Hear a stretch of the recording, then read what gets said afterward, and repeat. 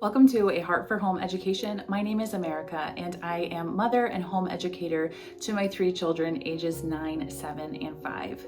Well, we are Charlotte Mason and classical homeschoolers, and so we lay a wide feast of materials for our children to encounter and learn and grow from throughout the year. And on a lot of my videos, I get questions on how I plan to fit all of this in. So today I am going to be sharing with you how I spread the feast throughout the week, throughout the terms, and throughout the entire year.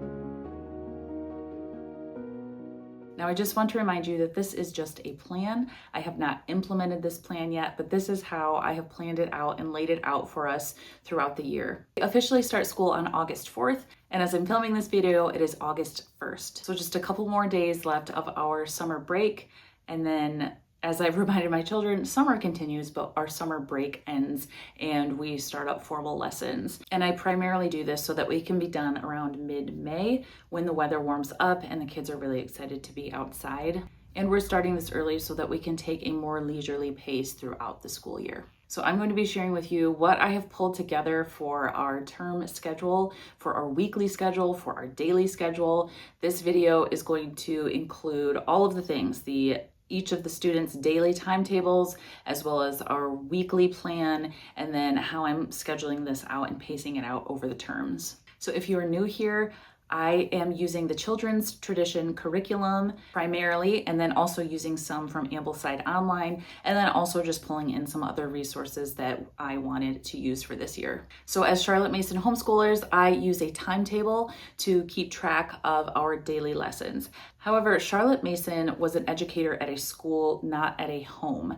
So I've adapted her idea of a timetable to make it more home friendly for just my three learners and for spreading myself out between those three learners. And I just want to remind you that this is just a plan. This is what I intend to do as we start up school next week, but I have not implemented this plan yet. So I don't know how it is going to work. Based on my past 5 years of schooling experience, we've been homeschooling for officially 5 years.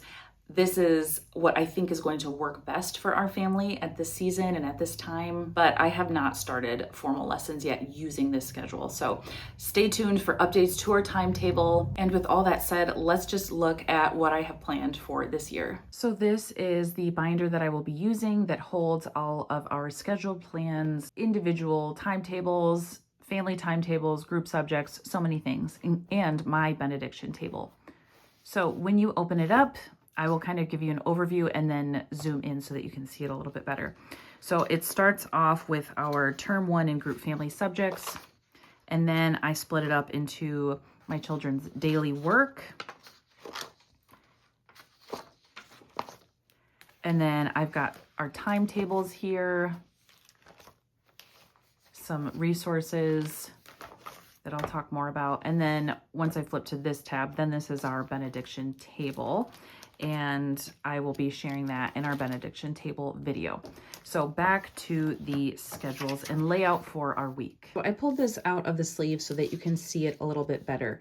This I honestly don't necessarily need anymore. It's kind of all in my head. Now this particular layout, I needed to create it so that I could see that everything works together, but I don't foresee myself referring to this on a daily basis.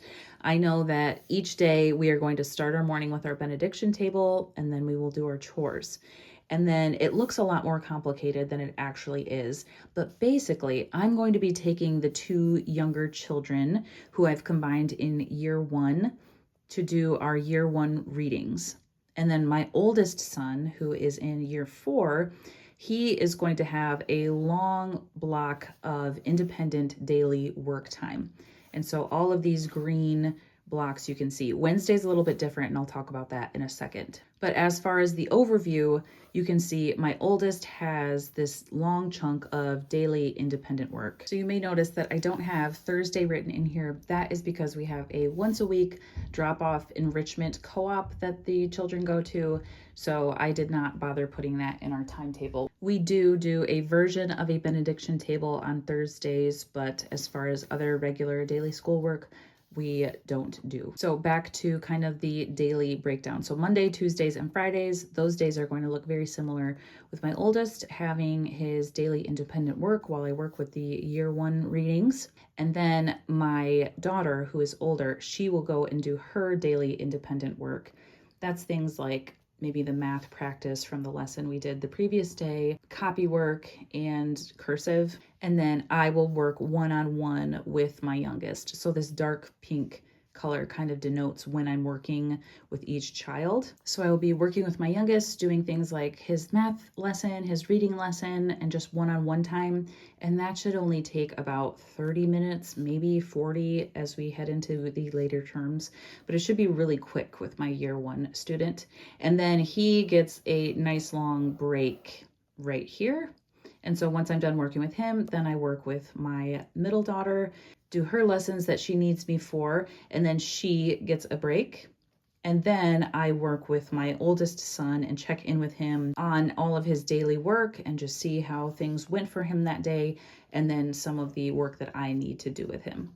And then we will come together for some more family readings. On Mondays, that's family geography and a fairy tale. And then on Tuesdays, that's drawing or brush drawing and a fairy tale. And then on Fridays, it's family geography and Shakespeare.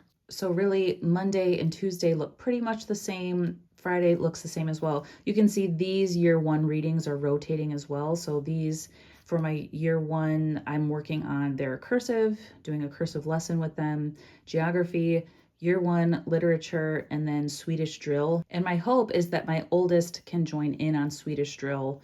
Hopefully it will fit in between all of the daily independent work that he has. And I have all of these things broken down a little bit more on their daily timetables. This is just kind of the weekly overview snapshot. And so you can see the year 1 readings are kind of rotating through the various resources that we have. So we have cursive, Burgess Bird Book, year 1 lit, and Swedish drill again, and then drawing, Greek myths, and cursive. So that is what we will start our mornings with. Wednesdays look a little bit different because my oldest is taking an online Latin class. It's like a live online class through Little Latin School.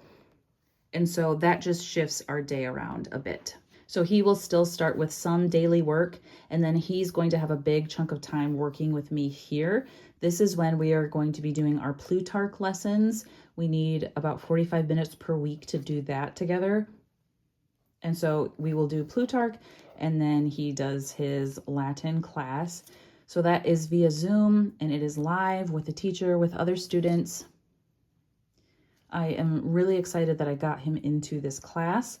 From my family curriculum picks video, I had shared that we were using University of Dallas Latin through Stories, and I was excited to use that. I was a little intimidated and a little worried, but I knew that it was time for my year 4 to start Latin instruction. But then Kate, who I did the interview with a couple weeks ago, if you haven't seen that, you should check that out. She is a TCT user, mother teacher who has so much wisdom and passion for TCT. I left our conversation feeling really inspired. Anyways, she told me about the Little Latin School, and so I signed my son up for that, and that meets once a week on Wednesdays starting in September. So he won't start off the year with this for another couple of weeks. And then so I just kind of shifted things around because I'm going to be doing year 1 readings with my 2 younger ones while he is doing Latin class. So I just kind of shifted everything up, and he and I will have a longer chunk of time to work together. And then you can see down here, we have a couple of afternoon occupations, but I can share more about those when I go through their individual timetables. Okay, so we just saw the overview of our weekly family timetable. And then this is kind of where I zoom in on each day to allot what work each child is doing. So this is my year 4, this is my oldest, and this is his big chunk of daily independent work. So he is going to start off his day with piano and then work on cursive and copy work on his math lesson, listen to an audiobook, which is This Country of Ours, and narrate. I'm not sure how this part will work because he has not worked on his own yet. So I don't know if he will be narrating to me fully after all of his lessons or if he will need to come to me and narrate right away. I'm not sure how that will work. Let me know if you have any tips for individual learners kind of going off and doing independent work. When do you have them narrate? And then his grammar and his book of centuries. So all of this block throughout each morning is his daily independent work, and it does not stay the same each day. So the next day is piano, cursive copywork, math, and then his audiobook switches to Tales of Troy and Greece. And then he has a written narration. And then he also has his audio of Apologia Earth Science. And then on Wednesday, he's got piano, math, his nature journal from our nature walk on Tuesday afternoons, and then This Country of Ours and narrate. And then this is that day that he's got Latin class. So his things with me are shorter, and then he goes to Latin class. And then Fridays, piano, math, grammar, earth science, cursive copywork, and Latin practice. This Latin class uses Prima Latina, so he will have some workbook work to use with that. And then this dark blue section is what he is going to be doing with me. That's things like spelling. One of his history reads from Ambleside Online is Poor Richard, so he's going to be doing that with me twice a week. He's got a reading drill from the Victory Drill book, and then Latin. So if you want to know what each of these things are, go back and watch my curriculum video where I kind of share what each of these resources are. This is more about how I am scheduling these resources. And then over lunch, we are doing year 1 literature readings because my year 4 has not heard those yet. And then this kind of breaks down what he needs to be doing each afternoon. So he's listening to his adventure story from TCT, usually on audio, or sometimes I will read them to him. Tuesdays, we're planning to do nature study. And then Wednesdays, he's got his adventure story, piano lessons, and also jujitsu. And then his drop-off co-op enrichment studies are down here. We've got things like a cooking crockpot class, scratch programming, a Tinker Crate engineering class, team sports, speed racer. That's where he works on a Pinewood Derby car all semester and learns about the physics of making it go faster, gymnastics, and jujitsu. So that wraps up my year 4's timetable. And I am planning to write down in this student planning notebook for him what he has to do each day so that he can have a little bit more independence, a little bit more ownership over how his day is going, and so that dad can check it at the end of each day to help keep him on track and accountable to someone other than just me. All of the readings that you see on the timetable come from this schedule. So this is my year 4's schedule.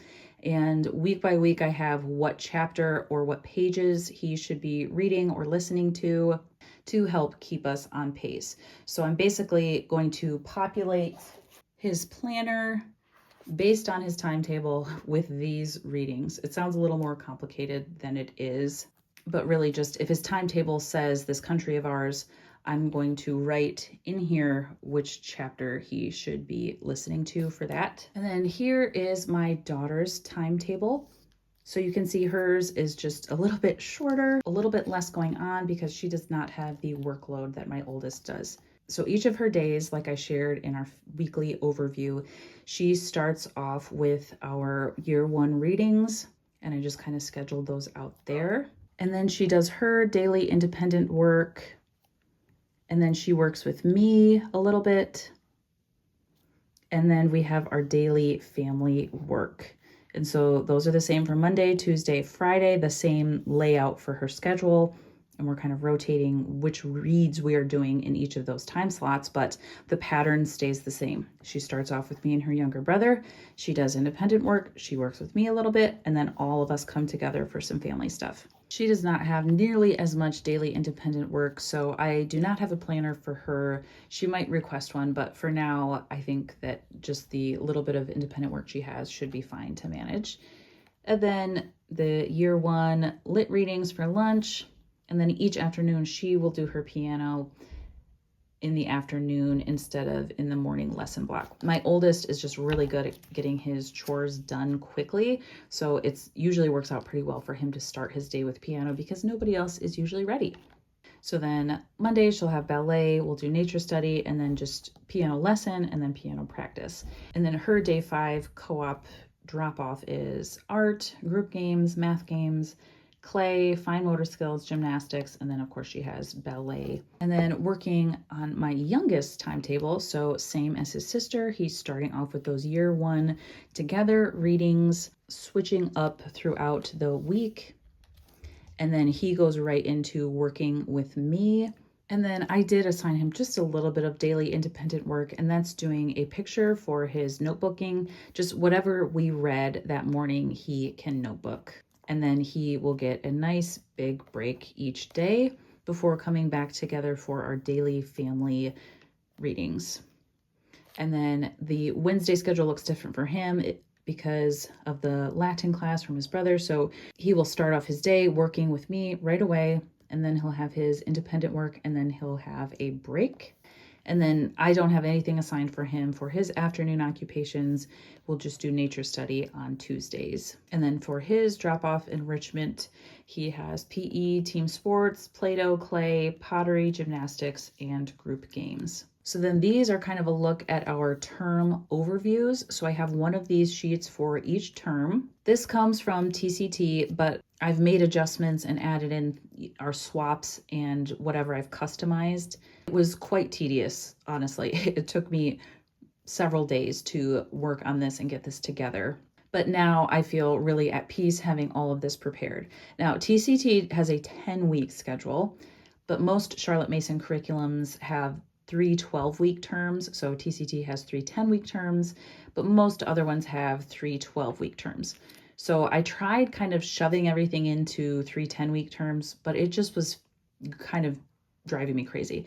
And so what I did was just overlaid TCT schedule and then gave us 2 weeks of buffer to either catch up or just take 2 slower weeks at the end of each term before exams. And I think that's going to give us a lot of breathing room, a lot of wiggle room for real life to happen. And so I just kind of paste out everything and have little check boxes for if we completed that or not, or if we need to kind of move it to the next week. And so that's our term 1 or our group and family subjects. And then this is my oldest's term 1 schedule because he has so many other things other than just our family subjects. He has his own term table. And this one, I used Ambleside online and just kind of plugged in the TCT things as needed, as well as things like I paste out his apologia and his geography and things like that. So he's got one of these for each term. So those are the main resource overviews. And then kind of these skill-based subjects. This is my year 4's skill-based term planner. So this is just for me to kind of make sure that we are getting each of these things done. These are already on the timetable. This is just me checking off each week. Did we get to these things? And then I want to have some more accountability this year and kind of check in with my husband each week and see, like, did we get to everything that we wanted to get to? Because it's so nice to have these lofty ideals and have this wide feast, but if we're consistently only getting to like 50% of it, then there's something wrong with our day-to-day schedule, our timetable, our diligence, our effort. And so I just want to be real in examining that. So this is I'm definitely literally checking boxes here, but also trying to just remind myself that this is part of the broader scope of my child's education, forming each of them as whole persons, training them up in the ways of the Lord, training them up to wisdom and virtue and to love the things of God. And so to finish our math book for this year, we need to do 2.2 pages. And doing math reminds us that there is ultimate truth. There is order in God's world. And so, yes, I'm, literally checking boxes, but reminding myself that it is about so much more than that. This is just more to keep me accountable. So now this is my younger 2's daily independent work kind of checklist. So I'm just kind of keeping track of like, am I getting to arithmetic, reading lesson, copywork, cursive, notebooking, drawing, and piano? Is she getting to those as many times as I planned out each year? Because as you can see, some of these don't have the same amount of boxes. So I would like her to be notebooking twice a week. For copywork, I would like her to be doing that 4 times a week, and arithmetic 4 times a week. So I kind of put in there the broader scope of how many times I would like to hit each of these each week. And so this is my youngest son's and this is my daughter's. And then down here I have some Karen Andriola quotes. Parents plod along day by day, keeping their promise to God. This is no easy task on days that seem long. When the going gets tough, they are reminded they cannot do it alone. For those who ask, God's Holy Spirit comes alongside to guide, enlighten, convict, correct, and comfort. This character education, or soul growing, is an outgrowth of God's love, working hand in hand with parental love. So I just have a Karen Andriola quote down here to keep me in the right mindset as I'm checking all of these boxes. So you've seen the overview of our group and family subjects and how I'm pacing everything out. And now to kind of zoom in on the day-to-day. I will be using all of those term plans and plugging them into my logbook each day. Now, the idea of a logbook is that you are logging what you actually did rather than kind of planning what you are doing. So in my binder, those are the plans, but then my logbook, I am recording what we actually did. And so this is kind of the weekly overview. Now, last year when I had this, I got this planner as a download from Autumn Kern's Common House, but I've customized it so much that it kind of is almost recognizable, although the premise is what Autumn provides in Common House. So I've just customized it for my family. Last year I used pretty much what she had on the website with a few customizations, and this year I customized it even more. But I absolutely love this setup for a logbook. And last year I kind of used this for my term plans, but now I will be using the kind of method that you've already seen on the spreadsheet. So now this is where I record if we actually did it. Now, since I used this last year and I did not use the kind of term planner that last year, I'm not sure if this is going to be redundant because as you saw, I have areas to mark off if we did those resources or not. But really that's kind of to look at the broader picture. This is where I want to zoom in on a day-to-day basis, record how the children did with their narrations. On the next page, I have kind of all of their individual weekly work. And then this is kind of where I mark off which days we did school. I can plan out when our breaks are. And then also here I have an area for the cultivation of souls. So I have goals for each of my children, kind of full body goals. So their hearts, their minds, their souls, their bodies, just kind of directions that we are aiming. Some of these are measurable goals. Some of these are just a mother's observation. It's just going to have to be like, is this child more developed in this habit than they were at the beginning of the term? So then I have a breakdown of each of those for each term throughout the entire school year. And then I also have pages to add in reflections, notes, plans for morning basket, and just lots of areas to reflect, to think about if I am being as intentional as I would like to be. And so basically the difference is that this has our plans in it, and then this is kind of to record if we did those plans.